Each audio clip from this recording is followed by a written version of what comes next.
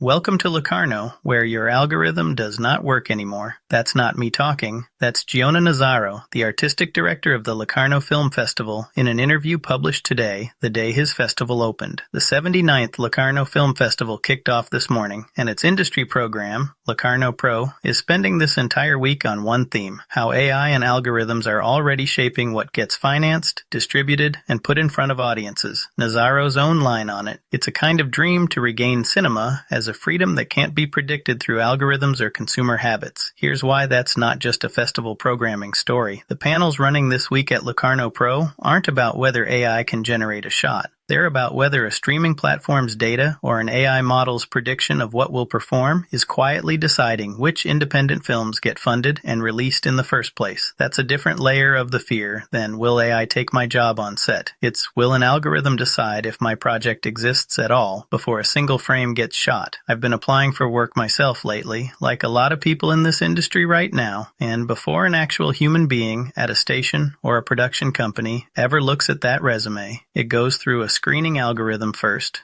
deciding whether I even get seen based on keywords and formatting, not 25 years of actually doing the job. I've caught myself rewriting my own resume for a piece of software instead of a person. It's the same fight Nazzaro's talking about, just one rung down the ladder. It's not only which films get made, it's whether the person who could actually do the work gets past the algorithm long enough for a human being to consider them at all. Here's my honest take. A festival director publicly pushing back on algorithmic curation is a real on-record admission that this is already shaping decisions. It doesn't undo the financing reality underneath it. The lawsuits and the public statements get the headlines. This kind of quiet admission from inside the industry, on the record, tells you more about where things actually stand. If you've ever wondered whether your studio is already doing this without saying so, hit like.